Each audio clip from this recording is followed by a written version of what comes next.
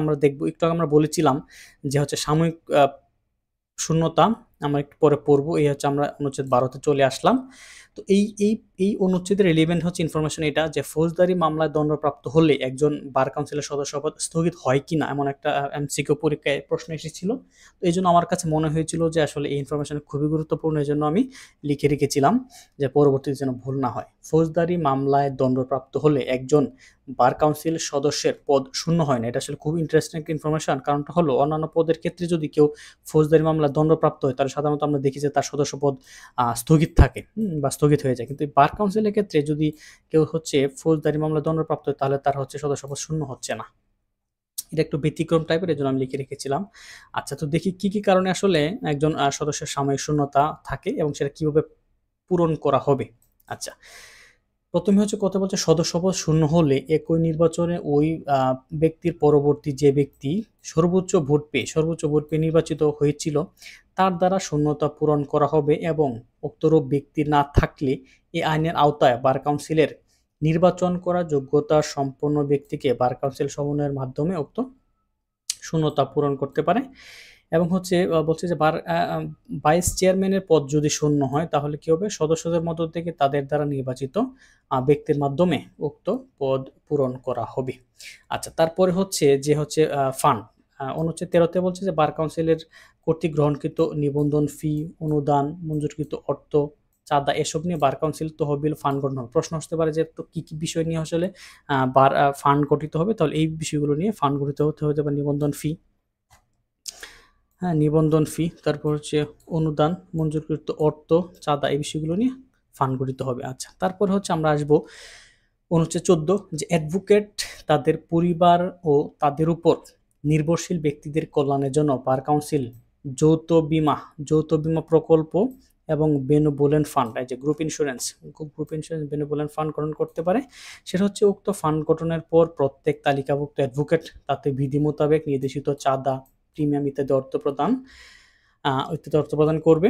তারপর হচ্ছে অনুচ্ছেদ 15 যে বার কাউন্সিল প্রয়োজন মোতাবেক অসহায় অ্যাডভোকেট বা তার পরিবার এবং পোষ্যদের জন্য বা যুদ্ধ বা প্রাকৃতিক দুর্যোগ বা অন্যান্য বিশেষ কারণে ক্ষতিগ্রস্ত বার অ্যাসোসিয়েশনকে সাহায্য দানের লক্ষ্যে ত্রাণ তহবিল, এটি হচ্ছে রিলিফ ফান্ড গঠন করতে পারে। সেটা কিসের জন্য, সেটা হচ্ছে যুদ্ধ, প্রাকৃতিক দুর্যোগ বা অন্যান্য বিশেষ কারণে যদি ক্ষতিগ্রস্ত বার অ্যাসোসিয়েশনকে সাহায্য করতো সেই ক্ষেত্রে তারা হচ্ছে রিলিফ ফান্ড গঠন করে থাকে। আচ্ছা, দফাতে বলছে যে দুইতে বলছে দফা 1-এর আওতায় রিলিফ ফান্ড গঠিত হবে বার কাউন্সিলের অন্য কোনো ফান্ড থেকে প্রাপ্ত অর্থ, সরকারের অনুদানের সহায়তা, অ্যাডভোকেটের কাছ থেকে গৃহীত চাঁদা, জনগণ, স্থানীয় কর্তৃপক্ষ অন্যান্য উৎস থেকে গৃহীত অনুদান। আচ্ছা, তিনি বলছে যে রিলিফ ফান্ড থেকে সহায়তা গ্রহণ হবে ঋণ বা জামানত হিসেবে। আসলে সিস্টেমটা বলে দিচ্ছে আপনি কিভাবে টাকা নিতে পারবেন, সে ঋণ বা জামানত হিসেবে, কোনো ঋণ পরিশোধ বা নগদ গ্রহণ অথবা কোনো পণ্য ক্রয় এবং বিতরণের জন্য। 4-এ বলছে কিভাবে এবং কোন শর্তে এই অনুচ্ছেদের আওতায় সাহায্য দান করা হবে সেটা হচ্ছে বার কাউন্সিল নির্ধারণ করবে। কে নির্ধারণ করবে? বার কাউন্সিল, সরকার কিন্তু নির্ধারণ করবে না। এই বিষয়টা আসলে খেয়াল রাখতে হবে। আচ্ছা, তারপর হচ্ছে অনুচ্ছেদ 16 বার কাউন্সিলের যাবতীয় হিসাবসমূহ একজন অডিটরের মাধ্যমে অডিট করা হবে। আচ্ছা, বার কাউন্সিলের অডিটকৃত হিসাবসমূহ সংসদ সচিবালয়ের মাধ্যমে, এটা জানতে হবে খুব ভালো করে, সংসদ সচিবালয়ের মাধ্যমে সংসদের জাতীয় হিসাব কমিটি পাবলিক অ্যাকাউন্ট কমিটি বরাবর দাখিল করতে হবে। আচ্ছা, তারপর হচ্ছে অনুচ্ছেদ 17 বার কাউন্সিল বা কোনো ট্রাইব্যুনাল এবং এর কোনো কমিটির কোনো কার্যাদি বিষয়ে উক্ত বার কাউন্সিল, ট্রাইব্যুনাল বা কমিটিতে শূন্যতা অথবা গঠনের যে কোনো ত্রুটির কারণে প্রশ্ন তোলা যাবে। আপনি যদি হচ্ছে মনে হয় যে আপনার এই শূন্যতা এবং গঠনে যে কোনো প্রশ্ন তুলতে চান তাহলে সে প্রশ্ন তোলা যাবে।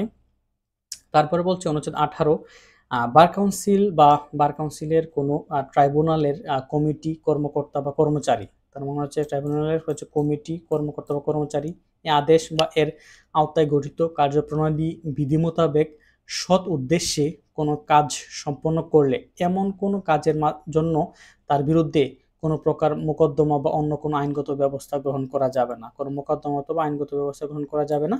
আমি এটাকে মনে রাখার জন্য লিখে হেডলাইন দিয়েছিলাম যে দায় ও মুক্তির বিধান। সাধারণত এই বিষয় ক্লজগুলোকে আমরা সাধারণত দায় ও মুক্তির বিধান হিসেবে জানি, এজন্য দিয়েছিলাম যে দায় ও মুক্তির বিধান অনুচ্ছেদ 18। আপনারা এভাবে পড়লে আসলে মনে রাখতে সুবিধা হবে। আচ্ছা, তারপর হচ্ছে অনুচ্ছেদ 19 বলছে যে অ্যাডভোকেট না হওয়া পর্যন্ত কোনো ব্যক্তি আইন পেশা চর্চা করতে পারবেন না। একজন অ্যাডভোকেট বাংলাদেশের সর্বত্র তার আইন পেশা চর্চা করার এবং বাংলাদেশের যে কোনো আদালতে ট্রাইব্যুনালে রাজস্ব কর্তৃপক্ষের সম্মুখে উপস্থিত কার্য সম্পাদন এবং মামলা পরিচালনার অধিকারী হবে। আচ্ছা, এই সংক্রান্ত বিধান 41 অনুচ্ছেদ 41 আসে, যেটা হচ্ছে আমরা টাউট হিসেবে জানি যে অনুচ্ছেদ, যাকে আসলে টাউট হিসেবে যারা অ্যাডভোকেট না কিন্তু অ্যাডভোকেট পরিচয় দিয়ে মামলা হিয়ারিং করেন বা কোর্টের বিভিন্ন কাজকর্ম করেন, তাদেরকে যে আমরা টাউট হিসেবে যে আসলে সাইনবোর্ড ঝোলানো হয় তাদের গলায়, তো ওই বিষয়টা করা হচ্ছে অনুচ্ছেদ 41 অনুযায়ী। সেটা আমরা অনুচ্ছেদ 41-এ গেলে আরো বিস্তারিত জানতে পারবো। আচ্ছা, তারপর হচ্ছে অনুচ্ছেদ 21 হাইকোর্টে আইন পেশা করার যোগ্যতা কি কি। আমরা কিন্তু আসলে এখনো নিম্ন আদালতে ইয়ার জন্য যে যোগ্যতা দরকার সেটা এখনো পড়ি না, সেটা আমরা পরে পড়বো। আগেই হচ্ছে হাইকোর্টের বিষয়টা আলোচনা করা হয়েছে। তো অনুচ্ছেদ 21 হচ্ছে হাইকোর্টে আইন পেশা করার যোগ্যতা হচ্ছে 3টি, এটা খেয়াল রাখতে হবে। 3টি, সেটা হচ্ছে কিসের জন্য? হাইকোর্টে আইন পেশার জন্য 3টা যোগ্যতা প্রয়োজন হবে। সেটা হচ্ছে যে বাংলাদেশের কোনো অধস্তন আদালতে কমপক্ষে 2 বছর আইন পেশার অভিজ্ঞতা থাকতে হবে, আইনে স্নাতক পাস অথবা সরকারি গেজেটে উল্লেখিত বাংলাদেশের বাইরের কোনো আদালতে অ্যাডভোকেট হিসেবে আইন পেশা চর্চা করেছেন, আইন সংক্রান্ত প্রশিক্ষণ এবং অভিজ্ঞতার জন্য বার কাউন্সিল যে যদি শর্ত থেকে অব্যাহতি দেয়।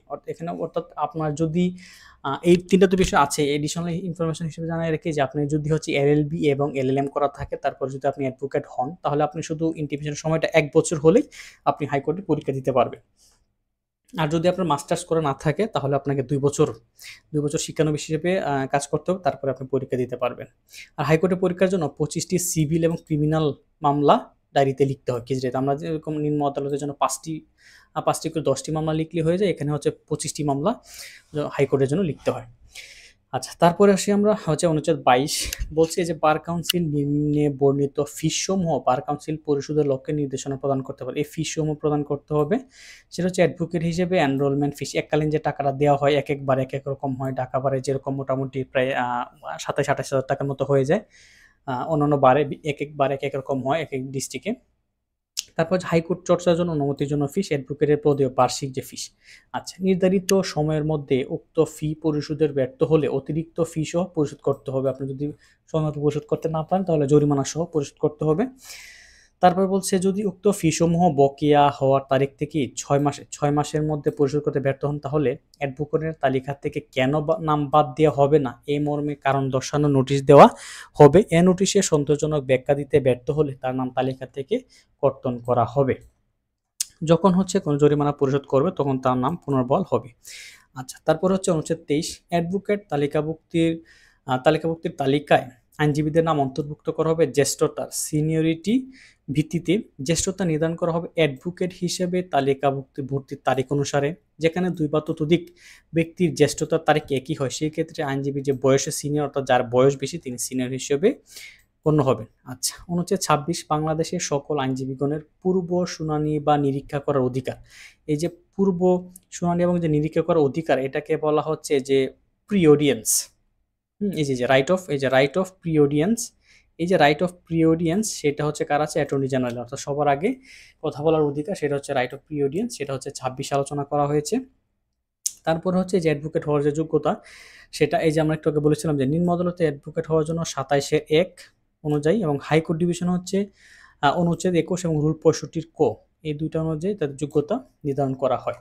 আচ্ছা, তার হচ্ছে কি হয়তো বাংলাদেশের নাগরিক হইতে হবে, কমপক্ষে 21 বছর হইতে হবে, আইন বিষয়ে ডিগ্রি থাকতে হবে বাংলাদেশের অভ্যন্তরীণ কোনো বিশ্ববিদ্যালয় থেকে, অথবা বার কাউন্সিল স্বীকৃত বাহিরের কোনো বিশ্ববিদ্যালয় থেকে, অথবা ব্যারিস্টার হলে।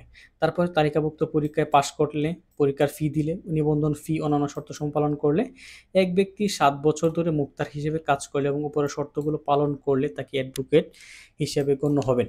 কিন্তু এখানেও অ্যাডভোকেট হওয়ার জন্য কিছু অযোগ্যতার কথা বলা আছে, এগুলো হচ্ছে প্রায় পরীক্ষাগুলোতে আসে। সেটা হচ্ছে যে সরকারি চাকরি হতে নৈতিক অবক্ষয়ের কারণে অপসারিত হলে এবং 2 বছর অতিক্রম না হলে। আচ্ছা, এটা হচ্ছে সহজভাবে যদি বলা যায় সেটা হচ্ছে চাকরিচ্যুত হলে হচ্ছে 2 বছর, হলে 2 বছর। আচ্ছা, নৈতিক অবক্ষয়জনিত কোনো অপরাধে দণ্ডিত হলে এবং 5 বছর অতিক্রম না করলে, এই দুইটাকে আসলে অনেকেই গুলিয়ে ফেলেন, যার কারণে সহজে মনে রাখার জন্য হবে হচ্ছে যে চাকরিচ্যুত হলে 5 বছর, আর চাকরিচ্যুত হলে হচ্ছে 2 বছর, আর যদি হচ্ছে দণ্ডিত হয় তাহলে হচ্ছে 5 বছর। সহজে মনে রাখার সিস্টেম যে চাকরিচ্যুত হলে 2 বছর, দণ্ডিত হলে 5 বছর। আচ্ছা, এই যে এই দণ্ডিত, এটা নিয়ে অনেকেই আসলে কনফিউশন সৃষ্টি হয়েছে। আমি লিখে রেখেছি যে দণ্ড শেষ হলে তারপর থেকে 5 বছর পর পরীক্ষা দিতে পারবে। দণ্ড শেষ হলে তারপর থেকে 5 বছর পর পরীক্ষা দিতে পারবে। তারপর হচ্ছে বিধি 58, সেখানে বলছে যে 27-এর 1 অনুচ্ছেদের অধীন যোগ্যতা সম্পন্ন ব্যক্তি বার কাউন্সিলের অ্যাডভোকেট হিসেবে তালিকাভুক্ত হওয়ার জন্য ফরম ক অনুসারে আবেদন করবে।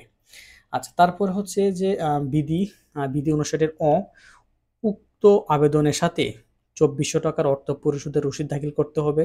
বিধি এই টাকার পরিমাণটা আসলে পূরণ হয়ে গেছে, এই জন্য আসলে এই ইনফরমেশন খুব একটা গুরুত্বপূর্ণ না। আচ্ছা, তারপরে হচ্ছে এটা হচ্ছে প্রিভিয়াস আগের টাকা, এখন হয়তো আর কিছু টাকা বেড়েছে, যার কারণে এই ইনফরমেশনটা খুব একটা গুরুত্বপূর্ণ না। আপডেট কত টাকা লাগে আপনারা আসলে জেনে নেবেন। বিধি 59-এর ক, নিবন্ধন কমিটি কর্তৃক নির্ধারিত সময়ে বা তার পূর্বে আবেদনটি বার কাউন্সিলে পৌঁছাইতে হবে। নিবন্ধন কমিটি নির্ধারিত সময়ের পরও 200 টাকা বিলম্ব ফি সহ আবেদন দাখিলে অনুমতি দিতে পারে। তার মানে হচ্ছে বিলম্ব ফি হচ্ছে 200 টাকা, খেয়াল রাখতে হবে। তারপর হচ্ছে বিধি 60, শিক্ষানবিশ। আচ্ছা, অ্যাডভোকেট হিসেবে তালিকাভুক্ত হওয়ার পূর্বে কমপক্ষে 10 বছর, কতদিন? কমপক্ষে 10 বছর নিয়মিত ওকালতি করেন এমন একজন অ্যাডভোকেটের অধীনে দরখাস্তকারীকে নিয়মিত কমপক্ষে 6 মাস শিক্ষানবিশ থাকতে হবে। আবেদনপত্রের সাথে 5টি দেওয়ানি, একটু আগে যেরকম বলেছিলাম 5টি দেওয়ানি এবং 5টি ফৌজদারি, মোট 10টি মামলা লিখিত নোটবুকে দাখিল করতে হবে। কোন অ্যাডভোকেট বার কাউন্সিলের অনুমতি ছাড়া একসাথে 4 জনের বেশি শিক্ষানবিশ গ্রহণ করবেন না। অ্যাডভোকেটের সাথে শিক্ষানবিশের যে চুক্তি হবে তা এফিডেভিট সহ বার কাউন্সিলের সেক্রেটারির নিকট 30 দিনের মধ্যে, অবশ্যই 30 দিনের মধ্যে জমা দিতে হবে। আর এখানে 4 জনের যে বিষয়টা আছে সেটা হচ্ছে যে সিনিয়রের কথা বলা আছে। সিনিয়র একসাথে 4 জনের বেশি শিক্ষানবিশ গ্রহণ করবে না। তবে যদি হচ্ছে আস্তে আস্তে যদি তাদের মেয়াদ 6 মাস অতিক্রম করে, তাহলে তিনি আবার পুনরায় শিক্ষানবিশ নিতে পারবেন। আচ্ছা, তারপরে বলছে যে কোনো অ্যাডভোকেট চুক্তিপত্রে মিথ্যা বিবৃতি বা মিথ্যা সার্টিফিকেট দিলে পেশাগত অসদাচরণের জন্য দায়ী হবেন। শিক্ষানবিশ তালিকাভুক্তর আবেদনে মিথ্যা তথ্য দিলে উক্ত শিক্ষানবিশ 5 বছরের জন্য অযোগ্য হন, অর্থাৎ তিনি 5 বছর পরীক্ষা দিতে পারবেন না। আচ্ছা, হাইকোর্ট বিভাগে প্র্যাকটিসের অনুমতির জন্য এবং রেজিস্ট্রেশন 5 বছর পর্যন্ত বৈধ থাকবে। 5 বছরের ভিতরে যদি আপনি পরীক্ষায় পাশ করতে না পারেন, তাহলে পুনরায় আবার রেজিস্ট্রেশন করতে হবে। আচ্ছা, 5 বছরের মধ্যে লিখিত পরীক্ষায় পাশ করতে ব্যর্থ হলে রেজিস্ট্রেশন বাতিল হয়ে যাবে। এমসিকিউ এবং লিখিত পরীক্ষা এবং হাইকোর্ট বিভাগে প্র্যাকটিসের অনুমতির পরীক্ষা সরকারি কলেজে হবে, অর্থাৎ যে সিট প্ল্যানটা কীভাবে হবে সেটা সেখানে বলা আছে। এই যে এখানে যে বলা আছে মিথ্যা বিবৃতি এবং মিথ্যা সার্টিফিকেটের জন্য দায়ী হবেন, সেই বিষয়টা বিবেচনা করবে হচ্ছে বার কাউন্সিল ট্রাইব্যুনাল সেই বিষয়টার বিচার করবে। আচ্ছা, তারপর হচ্ছে বিধি 60-এর গোতে বলছে এমসিকিউ লিখিত পরীক্ষা পাস নম্বর হচ্ছে 50, তারপর মৌখিক পরীক্ষা পাস নম্বর হচ্ছে 25।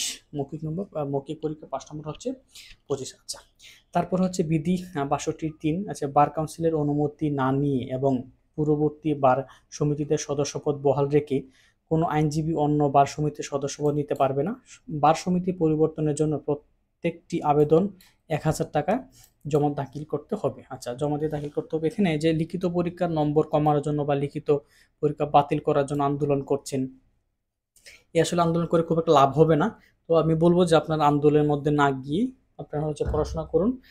নিয়মিত বা রেগুলার পড়াশোনা করলে আশা করছি পাশ করা সম্ভব।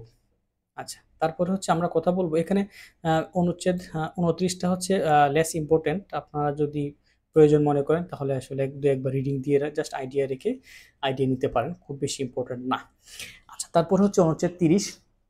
একে বলছে যে বার কাউন্সিল কর্তৃক গৃহীত অ্যাডভোকেট হিসেবে অন্তর্ভুক্তিকরণের সকল আবেদনপত্র তালিকা এনরোলমেন্ট কমিটিতে প্রেরণ করতে হবে। এনরোলমেন্ট কমিটি উক্ত দরখাস্ত গ্রহণ করতে পারে, আবার দরখাস্ত নাও গ্রহণ করতে পারে এবং তার কারণ আসলে বার কাউন্সিলকে জানাবে, যদি যিনি গ্রহণ না করেন।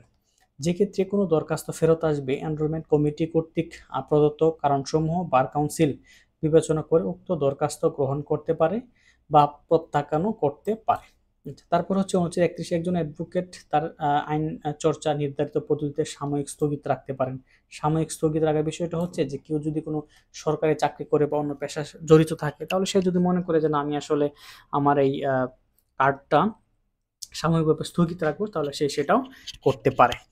আচ্ছা, তারপরে হচ্ছে অনুচ্ছেদ ৩২ যে একজন তালিকাভুক্ত অ্যাডভোকেট পেশাগতভাবে দোষী বা অন্য কোনো ধরনের অসদাচরণের জন্য দায়ে দোষী সাব্যস্ত হলে তার শাস্তি কি হবে সেটা হচ্ছে তিরস্কার করা, সনদ স্থগিত করা, সনদ বাতিল করা এবং অভিযোগ দায়ের করা। এটা হচ্ছে লিখিত পরীক্ষায় বেশ কয়েকবার এসেছে। আচ্ছা, অভিযোগ কে করতে পারে? আদালত অভিযোগ করতে পারবে, বার কাউন্সিল অভিযোগ করতে পারবে, অন্য যে কোনো ব্যক্তি অভিযোগ করতে পারবে। আচ্ছা, এবার হচ্ছে দেখবো আমরা অনুচ্ছেদ ৩৩। যেহেতু অনুচ্ছেদ ৩৩-এর কোনো হেডলাইন নাই, সেখানে আমি হচ্ছে এটাকে ট্রাইব্যুনাল গঠন নামে হেডলাইন দিয়ে রেখেছিলাম। ট্রাইব্যুনালের গঠন, যে বার কাউন্সিল এক বা একাধিক ট্রাইব্যুনাল গঠন করতে পারে। যদি প্রশ্ন আসে যে কে এক বা একাধিক ট্রাইব্যুনাল গঠন করতে পারে, অ্যান্সারটা হবে যে বার কাউন্সিল। বার কাউন্সিল এক বা একাধিক ট্রাইব্যুনাল গঠন করতে পারে। ট্রাইব্যুনালের মোট সদস্য হচ্ছে ৩ জন। আচ্ছা, সেখানে আমরা হচ্ছে নির্বাচন ট্রাইব্যুনাল সদস্য ৩ জন, আবার এখানে হচ্ছে ট্রাইব্যুনাল সদস্য ৩ জন, এটা হচ্ছে সেম। বার কাউন্সিলের সদস্যদের মধ্য থেকে নির্বাচিত হবে ২ জন, অ্যাডভোকেটের মধ্য থেকে ১ জন এবং বার কাউন্সিল নিয়ে ট্রাইব্যুনাল গঠিত হবে এবং এই ৩ জনের মধ্যে যিনি প্রবীণ তিনি হচ্ছে চেয়ারম্যান হিসেবে বিবেচিত হবেন বা চেয়ারম্যান হবেন। আচ্ছা, এখানে হচ্ছে একটা ইনফরমেশন যে অ্যাটর্নি জেনারেল কোনো ট্রাইব্যুনালের সদস্য হতে পারবেন না। কারণ হচ্ছে তিনি হচ্ছে ফরিয়াদি বা অভিযোগকারী হিসেবে পক্ষে শুনানি করবেন। এই পরীক্ষাটা হচ্ছে ভাইবা পরীক্ষায় প্রশ্ন করতে পারে যে অ্যাটর্নি জেনারেল কেন ট্রাইব্যুনালের সদস্য হতে পারবেন না। এটার অ্যান্সারটা হলো কারণ তিনি ফরিয়াদি বা অভিযোগকারী পক্ষে শুনানি করেন, তাই তিনি হচ্ছে সদস্য হতে পারবেন না।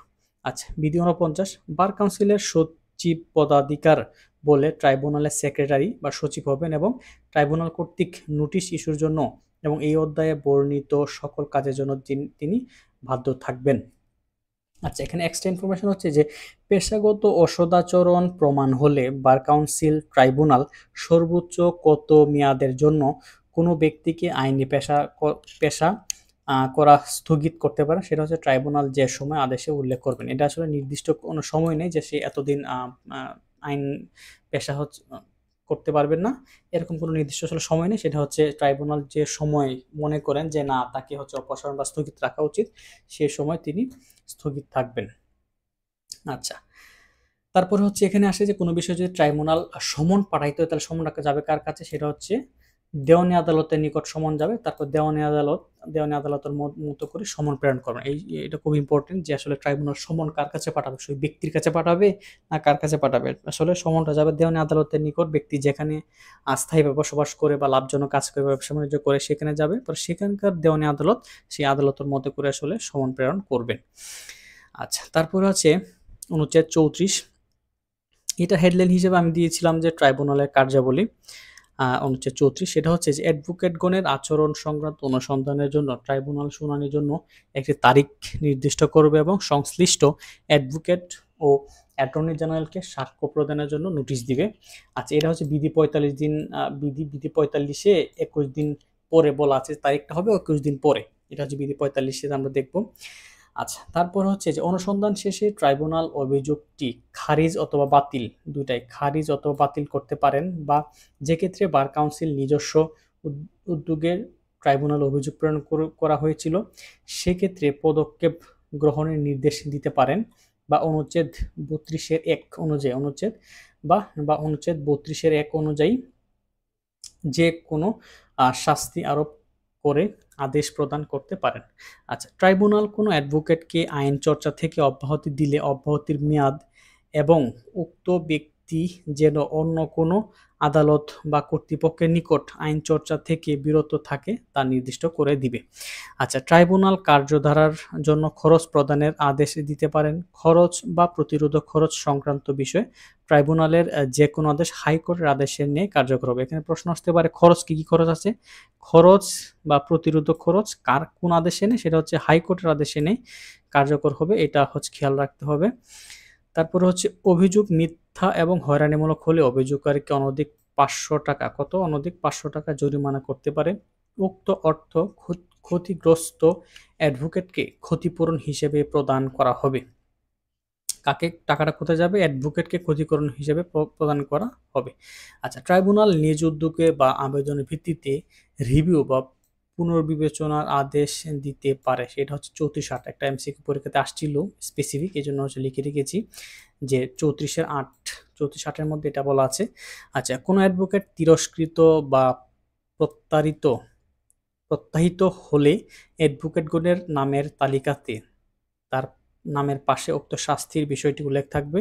আইন চর্চা থেকে অ্যাডভোকেটকে প্রত্যাহার করা হলে তালিকা থেকে তার নাম বাতিল করে তার সার্টিফিকেট ফেরত নেওয়া হবে। আচ্ছা, এখানে প্রতিকার হচ্ছে রিভিউ হচ্ছে 34-1 ট্রাইব্যুনালে করা যাবে, সময় হচ্ছে 30 দিন। আবার আপিল করতে পারবে 36-1, যেটা আমরা সামনে পড়বো, হাইকোর্ট ডিভিশনে 90 দিন, এটা হচ্ছে সময়সীমা হচ্ছে 90 দিন। তো এই দুইটা সময়সীমা খেয়াল রাখতে হবে, এবং হচ্ছে 34-1, 36-1 এটা। আচ্ছা, তারপর হচ্ছে বিধি 41 অভিযোগের পদ্ধতি। এখানে হচ্ছে আমি মনে রাখার সুবিধার জন্য আমি হচ্ছে এটা দিয়ে দিয়েছিলাম যে অভিযোগের পদ্ধতিটা আসলে কেমন হবে। বিধি 41 বলছে যে অ্যাডভোকেটের বিরুদ্ধে অভিযোগের সাথে নিম্নোক্ত কাগজপত্র জমা দিতে হবে। সেটা হচ্ছে অ্যাডভোকেটের বিরুদ্ধে অভিযোগের বিবরণ, প্রয়োজনীয় কাগজপত্র, অভিযোগের সাথে এফিডেভিট জমা দিতে হবে। কোনো আদালত বা সরকারি কর্মচারী তার প্রাত্যরিক দায়িত্বে অভিযোগ করলে তখন এফিডেভিট জমা দিতে হবে না। এটা হচ্ছে রুল 41-এর এতে বলা আছে। এটা পরীক্ষাতে আসছিল স্পেসিফিক, এই জন্য আমি লিখে রেখেছি যে রুল 41-এর এতে ইনফরমেশনটার কথা বলা আছে। অভিযোগপত্র দাখিল করার সময় 1000 টাকা ফি দিতে হবে, এটাও 41-এর কোতে বলা আছে। বিধি 75 প্রত্যেকটি অভিযোগ complain and vigilance committee vigilance গ্রহণ করবে। উক্ত অভিযোগ অনুসন্ধানের পর যথাযথ ব্যবস্থা গ্রহণের জন্য নির্বাহী কমিটির কাছে পাঠানো হবে। আচ্ছা, তারপর হচ্ছে বিধি 45 ট্রাইব্যুনাল অভিযোগ পাওয়ার 21 দিন পর বা 21 দিনের মধ্যে। ইনফরমেশনটা আসলে আমি বিভিন্ন বইতে বিভিন্ন রকম পেয়েছি, যার কারণে আমি নিজেও কনফিউজড আসলে যে 21 দিনের বিধানটা কি হবে। এটা হচ্ছে 21 দিন পর নাকি 21 দিনের মধ্যে, এই বিষয়টা আমি কনফিউজড। অর্থাৎ 2-3টা বই, এক একটা বই এক এক রকম দেওয়া আছে। তারপর হচ্ছে বিধি 49 পদাধিকার বলে বার কাউন্সিলের সচিব ট্রাইব্যুনালের সচিব হবেন এবং ট্রাইব্যুনাল কর্তৃক ইস্যুকৃত প্রত্যেকটি নোটিশ জারি করবেন। আচ্ছা, তারপর হচ্ছে অনুচ্ছেদ 35, সেটার হেডলাইন আমি দিয়ে রেখেছিলাম যে ট্রাইব্যুনাল ক্ষমতা। অনুচ্ছেদ 35 যে দেওয়ানি আদালতের যে এখতিয়ার ক্ষমতা আছে বার কাউন্সিল কর্তৃক গঠিত ট্রাইব্যুনালের একই ক্ষমতা থাকবে। অর্থাৎ দেওয়ানি আদালতের যে ক্ষমতা, হ্যাঁ, ট্রাইব্যুনালে একই ক্ষমতা থাকবে। অনুসন্ধানের উদ্দেশ্যে ট্রাইব্যুনাল নিম্নোক্ত ক্ষমতা প্রয়োগ করতে পারবে 3টি ক্ষেত্রে। সেটা হচ্ছে যে কোনো ব্যক্তির উপস্থিতি নিশ্চিত করতে পারবে, দলিল উপস্থাপনা বাধ্য করতে পারবে, সাক্ষী পরীক্ষার জন্য কমিশন ইস্যু করতে পারবে। আচ্ছা, এরূপ অনুসন্ধান পেনাল কোড 1860-এর 193 হেডলাইন কি, সেটা হচ্ছে মিথ্যা সাক্ষ্য দেওয়ার শাস্তির কথা বলা আছে। এবং 228 ধারায় কি বলা আছে যে সরকারি কর্মচারীকে অপমান। ধারা অনুসারে জুডিশিয়াল প্রসিডিং অর্থাৎ বিচারিক কার্যধারা হিসেবে গণ্য হবে। এবং the code of criminal procedure 1898-এর 480, সেখানে কি বলা আছে অবমাননার ক্ষেত্রে কার্যপদ্ধতি, ও 482 ধারার উদ্দেশ্যে ট্রাইব্যুনাল দেওয়ানি আদালত হিসেবে গণ্য হবে। ট্রাইব্যুনাল দেওয়ানি আদালত হিসেবে গণ্য হবে। আচ্ছা, ট্রাইব্যুনাল যা যা করতে পারবে না, অর্থাৎ ট্রাইব্যুনালের সীমাবদ্ধতা। হাইকোর্টের বিনা অনুমতিতে আদালতের প্রিজাইডিং অফিসারকে এবং সরকারের বিনা অনুমতিতে ক্রিমিনাল বা রাজস্ব আদালতের বিচারককে ট্রাইব্যুনালের সামনে হাজির হতে নির্দেশ দিতে পারবে না। তার মানে এটা হচ্ছে হাইকোর্টের বিনা অনুমতিতে হচ্ছে আদালতের প্রিজাইডিং অফিসারকে, এবং সরকারের অনুমতিতে হচ্ছে ক্রিমিনাল, রাজস্ব বা ফৌজদারি আদালতের বিচারককে ট্রাইব্যুনালের সামনে হাজির হতে পারবে না। সুতরাং কখন কার অনুমতি লাগবে বিষয়টা খুব ভালো করে খেয়াল রাখতে হবে। আচ্ছা, এখানে এডিশনাল ইনফরমেশন হিসেবে লিখে রেখেছি যে পেশাগত অসদাচরণের নালিশি দরখাস্ত সরাসরি খারিজ করতে পারবে ট্রাইব্যুনাল, অর্থাৎ ট্রাইব্যুনাল সরাসরি খারিজ করতে পারবে। আচ্ছা, তারপর হচ্ছে পূর্ব অনুমতি বিষয়টা আমি লিখে রেখেছি যে পূর্ব অনুমতি দেওয়ানি আদালতের বিচারক হলে হাইকোর্টের কাছ থেকে পূর্ব অনুমতি নিতে হবে, ফৌজদারি আদালত হলে সরকার, এবং রাজস্ব আদালত হলেও সরকারের অনুমতি লাগবে। আচ্ছা, তারপরে হচ্ছে যে অনুচ্ছেদ 34-এর অধীন কোনো আদেশ দেয়া হলে উক্ত আদেশের তারিখ থেকে 90 দিনের মধ্যে, কত দিনের মধ্যে, 90 দিনের মধ্যে হাইকোর্টে আপিল করতে হবে। কোথায় আপিল করতে হবে? হাইকোর্টে আপিল করতে হবে। হাইকোর্টের ডিভিশন বেঞ্চের আদেশ চূড়ান্ত বলে গণ্য হবে। কিসে? হাইকোর্টের ডিভিশন বেঞ্চের আদেশ চূড়ান্ত বলে গণ্য হবে। সুতরাং এই বিষয়গুলো খেয়াল রাখতে হবে এমসিকিউ পরীক্ষার জন্য। 90 দিন হাইকোর্ট বিভাগ এবং হাইকোর্টের ডিভিশন বেঞ্চের আদেশ চূড়ান্ত বলে গণ্য হবে। অনুচ্ছেদ 37 বলছে যে তামাদি আইনের 5 এবং 12 ধারার বিধান যতদূর সম্ভব 36 ধারার আপিলের ক্ষেত্রে প্রযোজ্য হবে। আচ্ছা, অনুচ্ছেদ 38 বলছে যে আপিল দায়ের করা হলে ট্রাইব্যুনালের আদেশ স্থগিত হবে না, কিন্তু হাইকোর্ট পর্যাপ্ত কারণে এমন আদেশ স্থগিত করতে পারেন। আপিল করা হইলে যে অটোমেটিক স্থগিত হয়ে যাবে বিষয়টা এমনটা না, কিন্তু হাইকোর্ট পর্যাপ্ত কারণে এমন আদেশ স্থগিত করতে পারেন। আচ্ছা, অনুচ্ছেদ 40 the Bangladesh legal practitioners and bar council order 1972-এর উদ্দেশ্য বাস্তবায়নে সরকারের পূর্ব অনুমতি নিয়ে বার কাউন্সিল সরকারি গেজেট নোটিফিকেশন দ্বারা বিধি প্রণয়ন করতে পারে। আচ্ছা, বার কাউন্সিল এরও বিধি প্রণয়ন করা পর্যন্ত অনুচ্ছেদ 40-এর 3-এর অধীন বার কাউন্সিলের ক্ষমতা সরকার কর্তৃক প্রয়োগ করা হবে। এ ক্ষমতা প্রয়োগ করে সরকার the Bangladesh legal practitioners and bar council rules 1972 প্রণয়ন করবে। আচ্ছা, তারপরে হচ্ছে অনুচ্ছেদ 41। আজ কোনো ব্যক্তি এমন কোনো একজন ব্যক্তি যিনি অ্যাডভোকেট নন এবং আইন পেশার সাথে জড়িত নন এবং কোনো ব্যক্তি যিনি উচ্চ আদালতে আইন পেশা চর্চার অধিকারী নন, তিনি উচ্চ আদালতে আইন চর্চা করলে সর্বোচ্চ 6 মাস পর্যন্ত কারাদণ্ডিত হবেন। এই বিধানটিকে আমরা টাউট নামে পরিচিত। আসলে যে আমরা যে কিছুদিন পর যে দেখি আসলে টাউট হিসেবে গলায় সাইনবোর্ড ঝোলানো হয়, এটা হচ্ছে এই অনুচ্ছেদ বলে। আচ্ছা, শর্টকাটে আমরা যদি দেখি যে বিধি বা রুলস প্রণয়ন করতে পারে 40-এর 1 হচ্ছে বার কাউন্সিল, 40-এর 3 হচ্ছে সরকার। আচ্ছা, বার কাউন্সিল হচ্ছে ট্রাইব্যুনালের, এখানে হচ্ছে কার্যাবলী 34-35, গঠন হচ্ছে 33-এ, আর যদি প্রতিকার 34, 36, 37। এই ছিল মোটামুটি হচ্ছে the Bangladesh legal practitioners and bar council order 1972 নিয়ে আলোচনা। এর হচ্ছে এই the Bangladesh legal practitioners and bar council অর্ডারের আরেকটি পার্ট আছে যেখানে হচ্ছে কন্ডাক্ট অর্থাৎ বিধি নিয়ে আলোচনা করা হয়েছে। সেই বিধিগুলো অন্য কোনো একটি ক্লাসে অর্থাৎ তারপরের ক্লাসে আলোচনা করব অন্য একটি ভিডিওতে। এক ভিডিও হলে আসলে ভিডিও অনেক লম্বা হয়ে যায়। তো আশা করছি আপনারা যদি হচ্ছে আসা যাওয়ার পথে বা যখন আপনার সময় পান কর্মস্থলে আপনার ইয়ারফোন কানে দিয়ে আমার এই ক্লাসগুলো যদি করেন, বারবার করেন, আশা করছি আপনার পড়াশোনা করার জন্য কোনো বই লাগবে না, কোনো খাতা কলম কিছুই লাগবে না। আশা করছি আপনার হচ্ছে ভালো একটা প্রিপারেশন সম্ভব এবং আমি আশা করব এভাবে একদম প্রতিটা আইনের প্রতিটা অধ্যায় পার্ট টু পার্ট বিস্তারিত আলোচনা করার। তো দেখা হচ্ছে পরের ভিডিওতে। সে পর্যন্ত ভালো থাকবেন, সুস্থ থাকবেন। আসসালামু আলাইকুম।